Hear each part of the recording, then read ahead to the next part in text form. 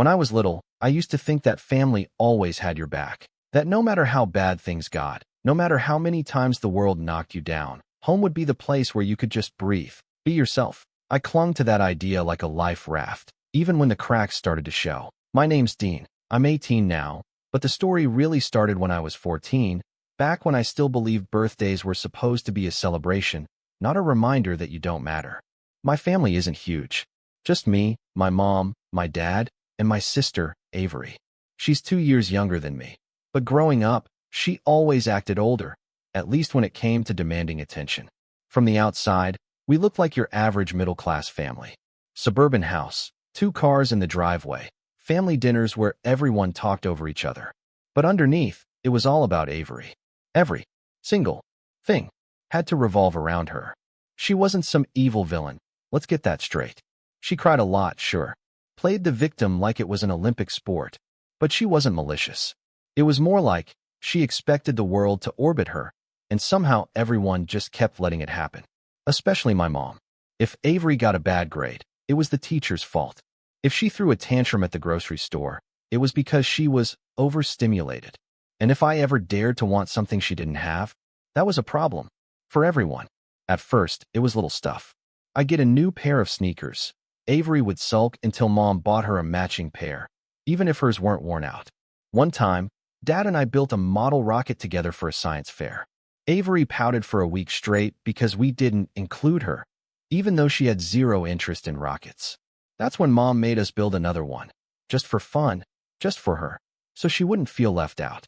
I remember watching my dad, exhausted after working all week, gluing fins to a second plastic rocket while Avery danced around in one of my old science fair t-shirts like she was the real engineer. I never really spoke up. I wasn't quiet, but I was careful. Strategic, maybe. I knew if I made too much noise, it would backfire. If I said, "Hey, this isn't fair," I'd get that long-winded guilt trip about how Avery's more sensitive than you. And you're older. You should be more mature. I heard that one so many times I could recite it in my sleep. So I learned to keep things to myself. I'd smile when she blew out the candles on a cake that was supposed to be for both of us. I'd nod when my birthday gifts mysteriously included matching sets so Avery wouldn't feel left out. And I'd bite my tongue when I overheard my mom telling her friends how low maintenance I was. Like that was some kind of compliment. But things started to shift when I hit high school. I got into AV club, then theater, and somehow, despite the nerves, I started getting small roles. Freshman year, I landed the lead in the spring play. Nothing fancy, just a local production of You're a Good Man, Charlie Brown, but still, it was mine. I worked hard, memorized lines after school, stayed late with the crew to build sets. I even let Avery read some lines with me when she asked, hoping she'd feel included for once. Opening night, I looked out into the crowd and saw Dad in the second row, beaming. But the seat next to him was empty, and the one next to that. I didn't see Mom. I didn't see Avery. I figured maybe they were late or stuck in traffic. Turns out, Avery had gotten a stomach ache an hour before the show. Nothing major, just cramps and a headache. But my mom didn't want to leave her alone when she was feeling so vulnerable. So they missed it.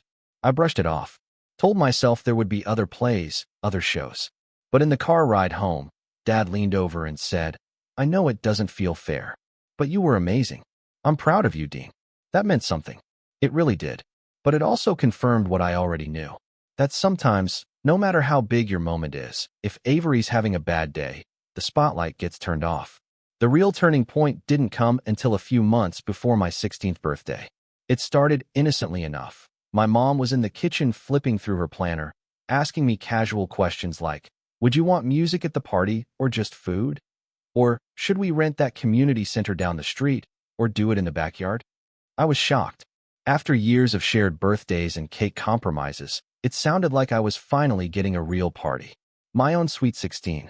Not that I wanted anything extravagant. I wasn't that kind of kid. But the idea of a night with my friends, some decent music, maybe a projector playing our favorite movies on the garage wall, it sounded perfect. We started planning it in small doses over the next few weeks. I helped her look at themes. I showed her this cool neon setup I found online, string lights, glow paint, that sort of thing. Even Dad got involved, offering to grill burgers in the backyard. It felt like something was finally just mine. Then, About 3 weeks before the date we'd penciled in, I walked into the living room and found Avery crying. Not quiet sniffles, but full-on ugly sobbing into Mom's shoulder while she hiccuped words like invisible and left out, and nobody even notices me anymore. I didn't know what triggered it, but I stood there frozen until she finally looked up at me with red, puffy eyes and whispered, "You didn't even invite me." I blinked. "What are you talking about? Of course you're invited. It's my birthday." That was the wrong thing to say. Mom looked at me like I'd just kicked a puppy. "Dean, she's trying to open up to you. Don't be so dismissive." I didn't. I started, but Avery was already on her feet, running upstairs like a scene from a soap opera. Her bedroom door slammed, shaking the hallway. The next day, I got home from school and noticed the decorations catalog was gone from the kitchen table. My mom was making dinner like nothing happened, but something felt off. The tension hung heavy. I asked casually, "Hey, did you order the lights? I wanted to show you this playlist idea too." She didn't look up from the stove. "Actually, we're going to have to postpone the party." I froze mid-step. "Postpone? What do you mean?" She sighed, like I was the one being difficult. "It's just not the right time. Avery's been going through a lot. She's feeling very unseen lately, and planning this big party for you. It's just adding to her anxiety." I stared at her, waiting for the punchline, waiting for her to say, "Just kidding, of course we're still doing it." But it never came. I said quietly, "So, I can't have a birthday party because Avery's upset about not getting attention?" "She's your sister, Dean. Family means putting each other first.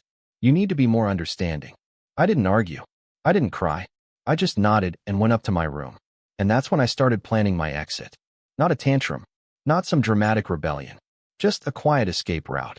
A mental blueprint of how to get out, how to break free, how to become someone outside of this house where every good thing got filtered through the lens of Avery's feelings.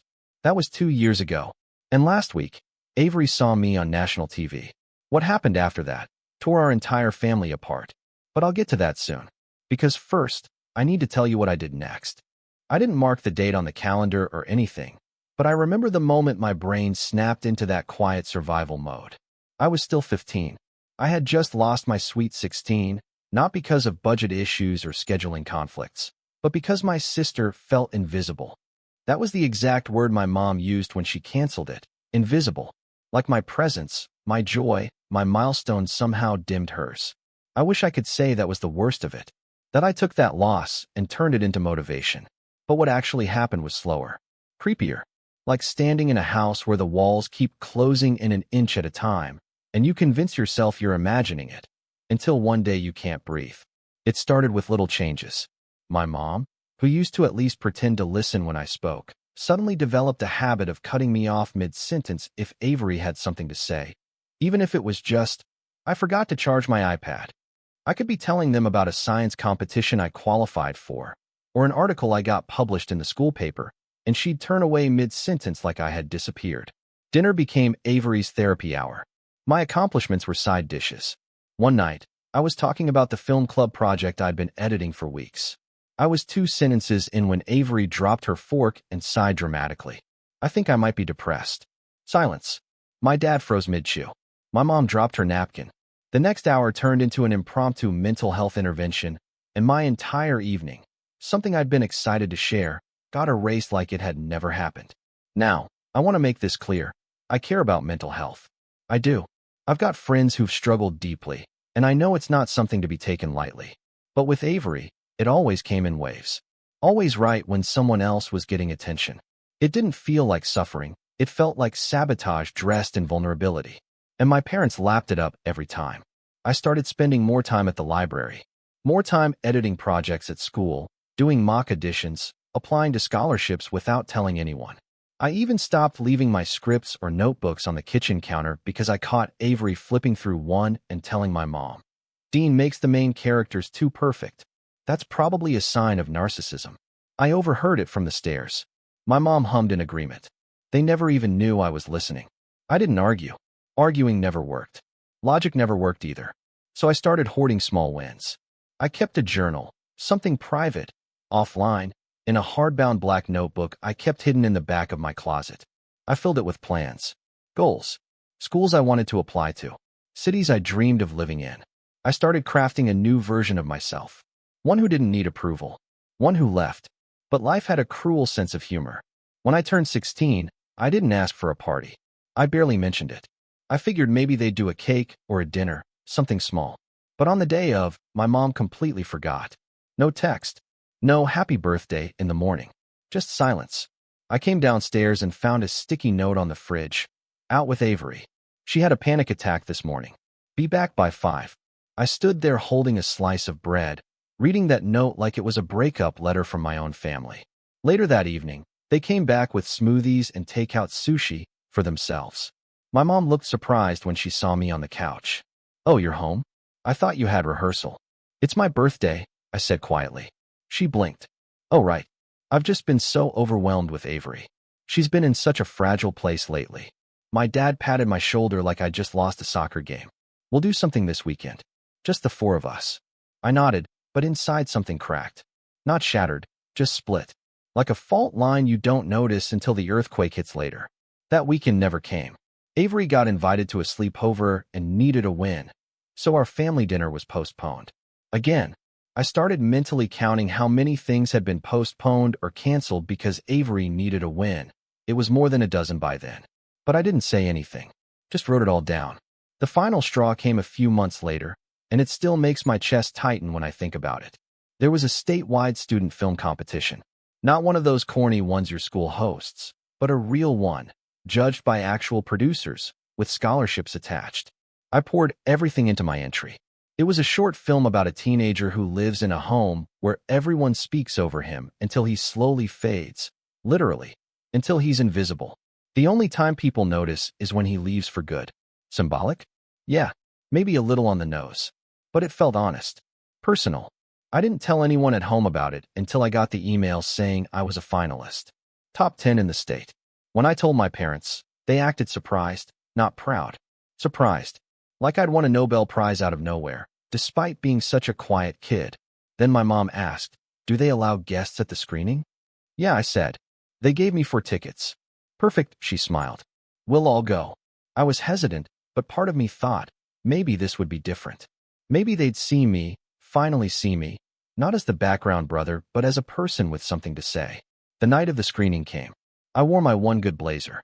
My dad drove. Avery was quiet in the back seat. She'd spent the whole day talking about how she didn't feel well, but insisted on coming anyway. I didn't want her to, but I knew what arguing would do. So I stayed silent. When we got to the auditorium, there were cameras, journalists, a red carpet area with a banner behind it. It felt surreal. I saw other finalists taking pictures, laughing with friends. Some brought their teachers, their mentors. I was with my family. That should have been enough. We sat down in the middle row. My heart pounded as each film played. Some were hilarious. Some were dark. When mine came on, I heard gasps. People leaned forward. It got quiet, the kind of quiet you dream of when you're trying to say something that matters. The lights came up. There was applause. And then Avery stood up and walked out of the theater. Mid-applause. No explanation. My mom followed. My dad stayed frozen next to me, clearly torn. Then he muttered, "I'll check on them," and left. I was alone. Alone in a room full of people clapping for me. Alone when they announced I won 3rd place. Alone when they handed me the certificate and a small envelope with a $2,000 scholarship inside. Alone in the group photo. I texted my dad, "Where are you?"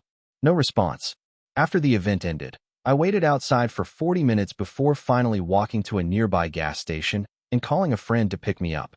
They never even noticed I left. That night, I got home and found Avery curled up on the couch with a blanket and tea. She looked up at me and whispered, "I'm sorry. I just had a really bad panic attack during your movie. I think it triggered me." My mom gave me a look like I'd punched her. "How could you not check on your sister? She needed you." I felt something cold and sharp crawl up my spine. "You left me during the most important moment of my life so far. And now I'm the villain." "You need to learn empathy," she said softly, as if I had disappointed them. And that's when I stopped waiting for them to see me. From that moment on, I became 2 people. Dean, the quiet, respectful son who nodded and smiled and said sure and okay. And then the real me. The one who applied to schools out of state without telling them. The one who built a new portfolio under a pseudonym. The one who started working with an online creator who loved my editing style and eventually offered me contract work. Remote, of course. Paid well. Quiet gig. No spotlight. Just impact. I made enough to buy my own gear. Bought a second phone. Set up a P.O. box. Paid for an expedited passport. They never noticed. I got accepted into one of the top media schools on the East Coast. Not just accepted, given a full-ride scholarship thanks to a program that recognized underserved creatives. Underserved. Yeah, that fit. I didn't tell them. Instead, I told them I was going to a local community college part-time while working at a bookstore. They believed it. Why wouldn't they? Dean was so low maintenance. So independent. And then, last month, something wild happened. One of the projects I've been working on, an indie series, blew up. It hit streaming. The showrunner thanked me publicly in an interview. Used my pseudonym, but included clips. I wasn't on camera, but my style was. My name. My words. All out there. It was trending. And that's when Avery saw it. I came home that night to screaming. Full-on screaming. From the porch. Avery was holding her phone, red-faced, trembling. "You lied to us," she shouted. "You've been on TV? People are messaging me asking if you're my brother." My mom was sobbing. My dad just kept repeating, "What is happening?" That was when I said the one thing I'd been rehearsing for years. "I told you I was invisible. You just didn't listen." And then everything exploded. But I'll get to that soon. Because what happened next was worse than anything I'd planned for. When Avery screamed that night, I didn't respond the way she expected. She was used to me backing down, apologizing, smoothing things over, shrinking myself to make her more comfortable. But I didn't flinch. I just stood there, calm and quiet, like someone watching a storm roll through from behind a locked door. I think that's what unsettled her the most. Not the fact that I had been on TV or that I'd hidden things from them. It was the realization that I didn't need her approval. Or theirs. She kept pacing the porch in a fury, phone still clutched in her hand like it was evidence in a trial. "You lied, Dean. You lied to all of us. Who even are you? You had this whole secret life, and you didn't think we deserved to know? You deserved to know when you started caring," I said, voice low but steady. "But you never asked." That made my mom cry harder. "How can you say that to your own family?" I turned to her. "You canceled my 16th birthday because Avery felt overlooked. You left me alone the night I won a scholarship. You've made every accomplishment I've ever had feel like a threat to her self-esteem." So yeah, I stopped sharing. Because it didn't feel like family anymore. My dad tried to step in. "Look, I get it. I know things haven't always been fair." I cut him off, not angrily, just finally. "No, Dad. Things haven't ever been fair. You just didn't want to see it." That shut him up. After that, I went upstairs. I didn't slam the door. Didn't pack a bag. I just sat down on the edge of my bed and stared at my desk. The same desk I'd used to plan my quiet escape. The same one I wrote scripts at. Sent out film edits. Took meetings while pretending to be doing homework. I heard the muffled arguing downstairs for hours. My name, over and over. Accusations and guilt trips and dramatic sniffles. Eventually, the house went quiet. No one came to my room. No one knocked. The next morning, I came down to find Avery gone. My mom sat at the kitchen table, red-eyed and pale. She looked up at me like I was a stranger. "I don't understand how we got here," she whispered. I didn't respond. Because I did understand. And I was tired of explaining it to people who never listened. I walked out the door and didn't come back that night. I stayed with a friend. Slept on a couch. Ate cereal for dinner. And weirdly, I felt free. Not happy exactly, but weightless. Like I'd been carrying a backpack full of bricks for years, and someone had finally cut the straps. But freedom doesn't fix everything. Over the next few weeks, things got messy. Avery posted cryptic things online. "Betrayal is real. Imagine growing up with a brother who thinks success means abandonment." And my favorite. "Fame really changes people." I ignored it, but my DMs didn't. Old classmates, extended relatives, even teachers reached out asking, "What happened between you and your sister?" Some were curious. Others were clearly fishing for drama. My parents called, texted, left voicemails. At first, they were angry, then heartbroken, then confused. My mom sent a long email about how family is messy but worth it, and how she always tried her best. It ended with, "Please come home. We can fix this." But she still hadn't asked what I wanted. So I didn't answer. Instead, I focused on what I could control. I doubled down on my work. The project that got me recognition kept climbing. I got offers, small at first, then bigger. A well-known documentarian asked if I'd be interested in editing a miniseries. A screenwriter I'd met in a virtual workshop offered to mentor me. I applied for a summer residency in LA and got in. Full ride. Flights and housing included. I was 17, with one foot in the real world and the other still technically in high school. I finished my diploma early through online courses, something I'd started quietly during quarantine, and finished while everyone thought I was just gaming. When the acceptance letter came, I stared at it for 10 minutes without blinking. I'd done it. I was leaving. Not just the house. The whole system. The emotional economy I'd grown up in, where Avery's feelings were currency and mine were background noise. I was stepping out of the supporting role and into my own story. But success isn't a magic wand. It doesn't erase the scars. And there were plenty. I had nights where I questioned everything. Times I'd sit on the edge of a hotel bed or an airport bench and wonder if maybe I'd overreacted. Maybe I'd been too cold. Maybe if I'd just explained things better, they would have understood. But then I'd remember birthdays missed, plays walked out of, apologies never spoken, and I'd ground myself again. I wasn't running away. I was finally choosing myself. And choosing yourself hurts. At first, I started therapy during my residency. Free, provided by the program. My therapist was a middle-aged guy with a soft voice and a warm laugh. The first time I told him about my Sweet 16 being canceled, he didn't give me the usual, "Well, maybe your parents didn't know better" response. He just shook his head and said, "That was a loss. You're allowed to grieve it." I sat in silence for a long time after that. Grieve. That word stuck with me, because that's what it was. I wasn't just leaving a house. I was grieving a fantasy. The fantasy that someday my family would turn around and say, "We see you now. We're sorry." That fantasy kept me trapped for years. Letting it go felt like losing something, but also like gaining air. I started documenting everything. Not in a revenge way, just reflections. Journaling again, but this time with purpose. My therapist encouraged it. So I wrote about the little moments. The unfairness. The confusion. But also the quiet victories. The first time I paid rent with money I earned doing something I loved.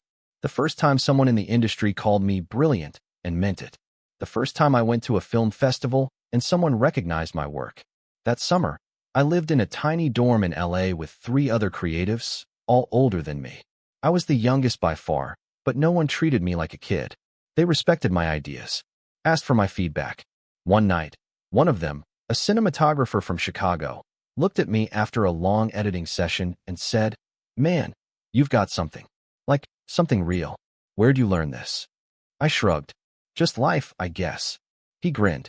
"Well, life did you a favor then." I smiled, but deep down I knew the truth. Life hadn't done me a favor.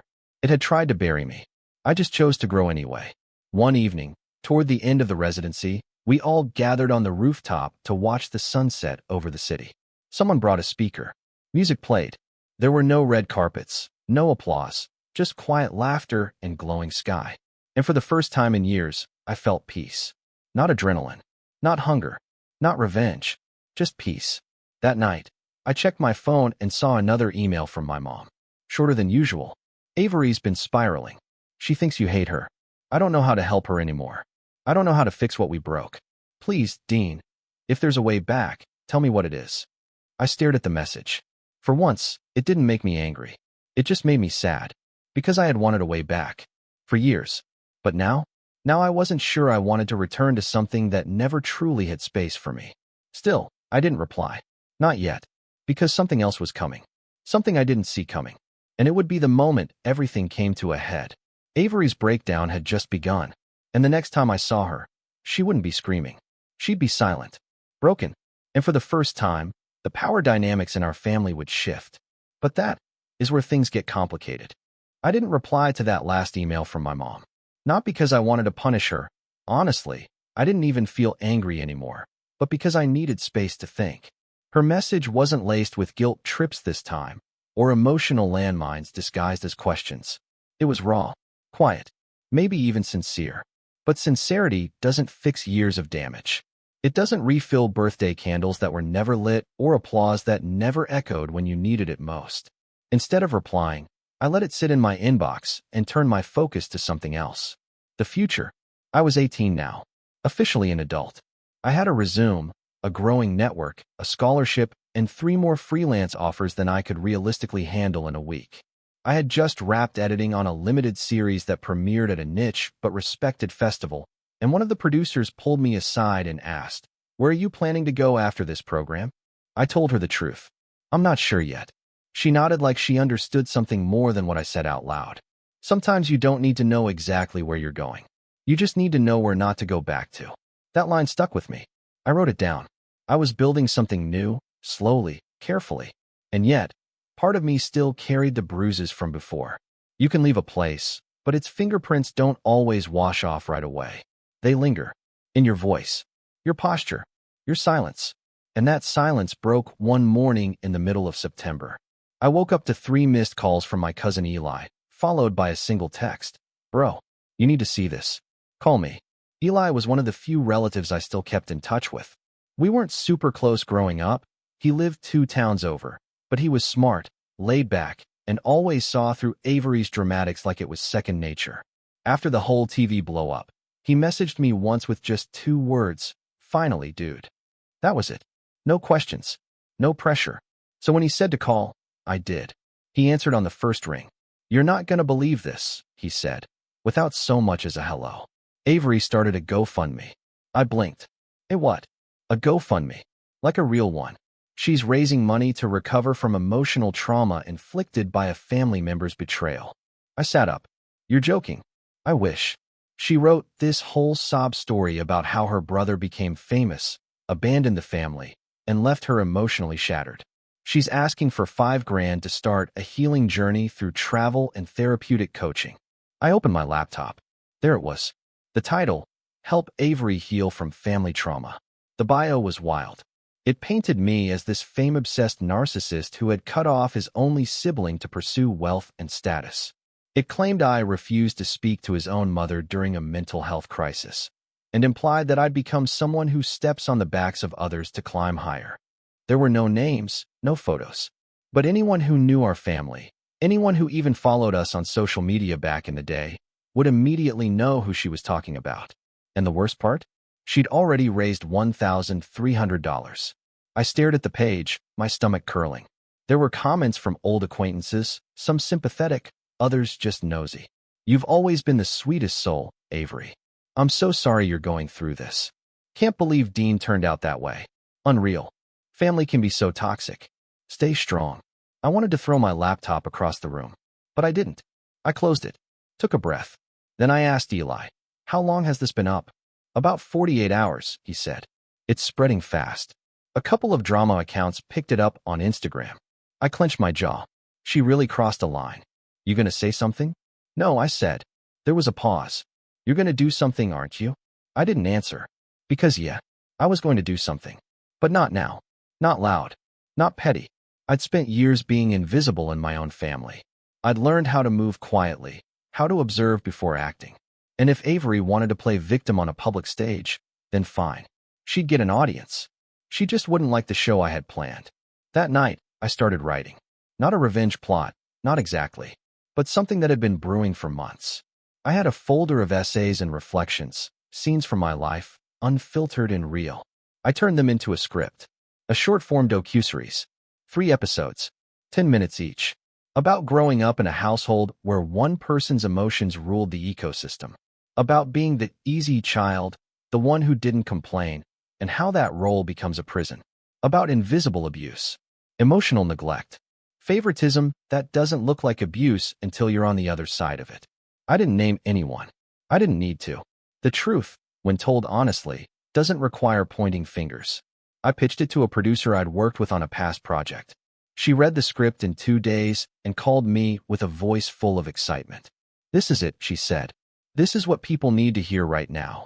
We moved fast, casting voiceover talent, gathering footage, animating metaphors.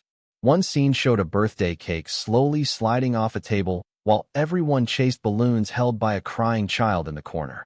Another showed a gold trophy slowly being buried under a pile of participation ribbons. It was subtle. It was raw. It was mine. And while we were working on that, Avery kept going. She posted Instagram stories about how some people will literally become famous just to hurt you. She started a private Discord for her healing community, where she told curated stories about my alleged cruelty. At one point, she even made merch, "Choose peace, not pressure." A quote she claimed came from her therapist, but had actually been something I once wrote in my journal when I was 16. Eli sent me screenshots weekly. I told him not to engage. "Let her run it dry," I said. "She's building her own collapse." But I wasn't just sitting back.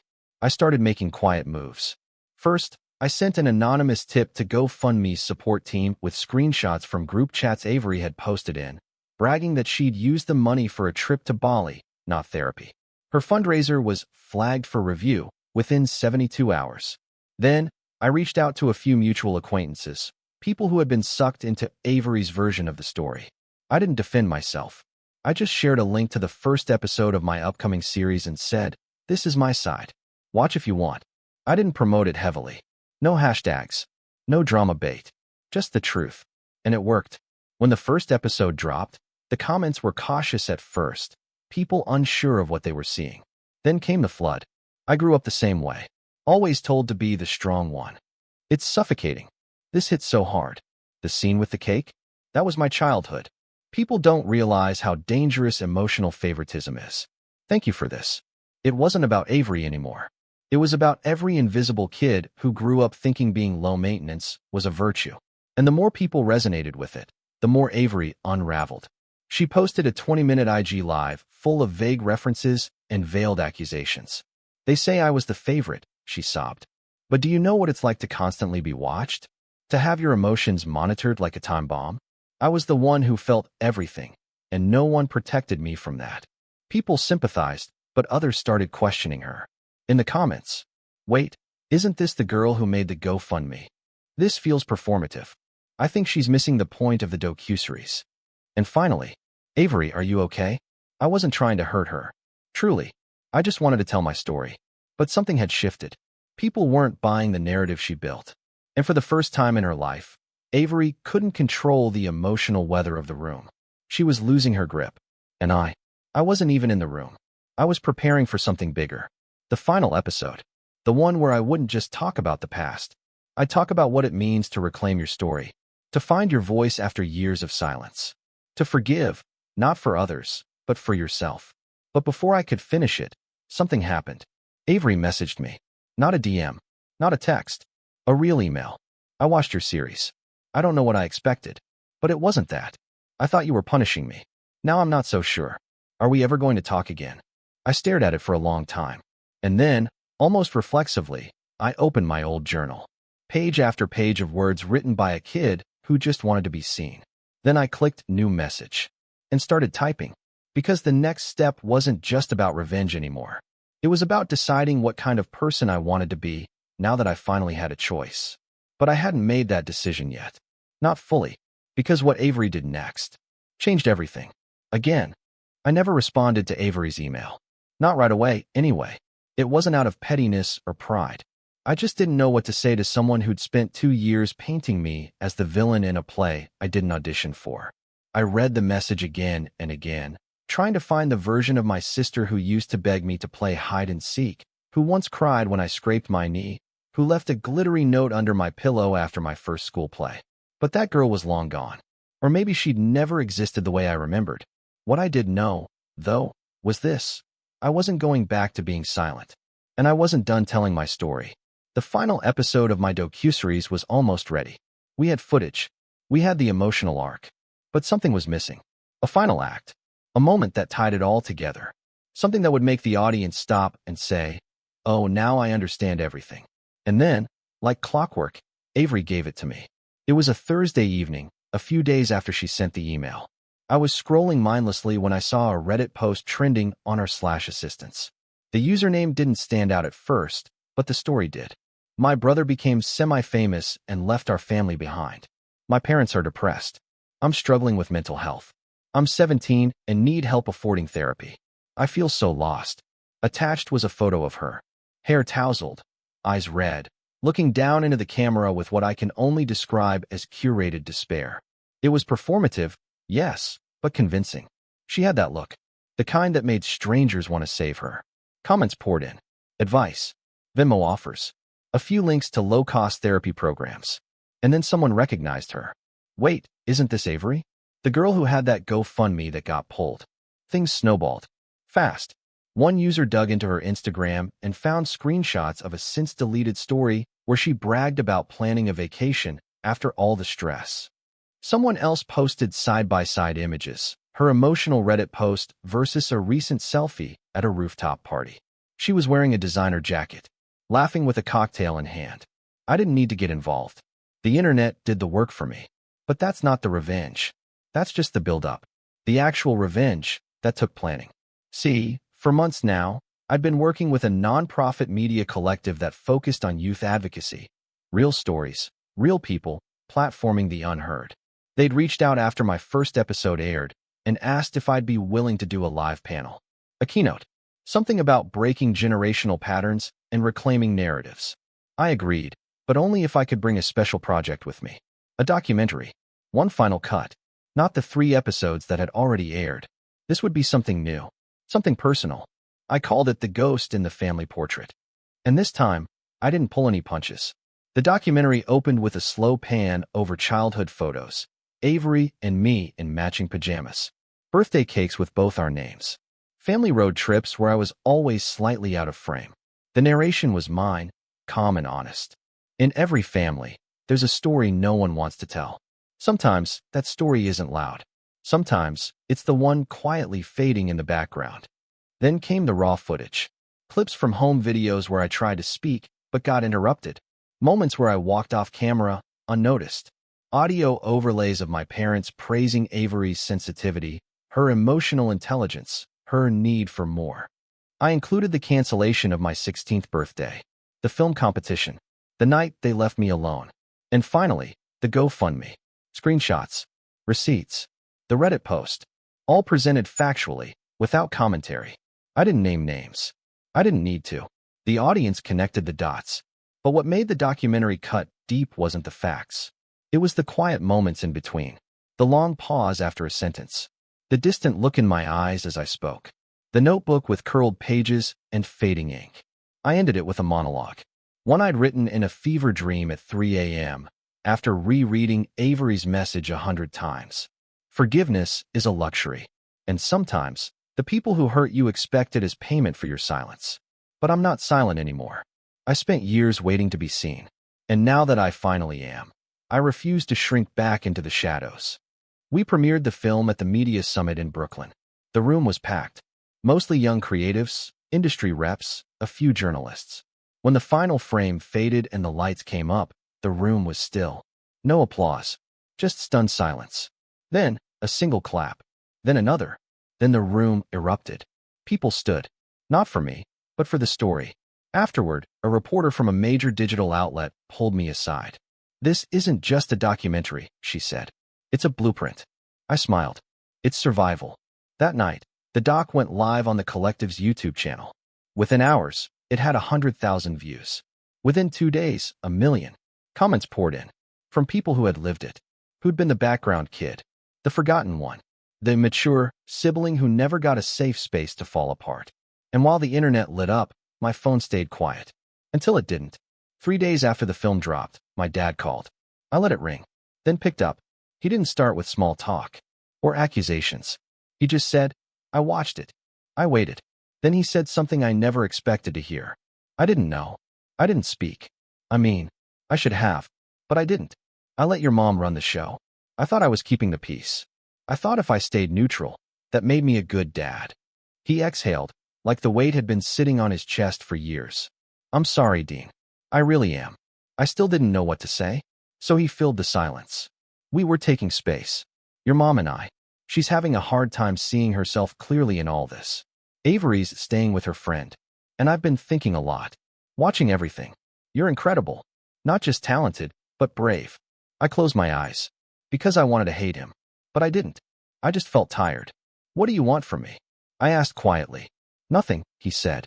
"Just to say I see you now. I should have seen you years ago. I'm sorry it took this long." We talked for 20 minutes.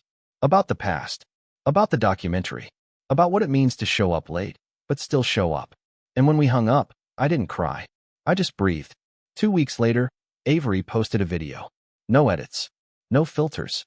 No makeup. Just her. sitting on a park bench, hands folded in her lap. She didn't say my name, but she didn't have to. She looked into the camera and said, "I watched the documentary.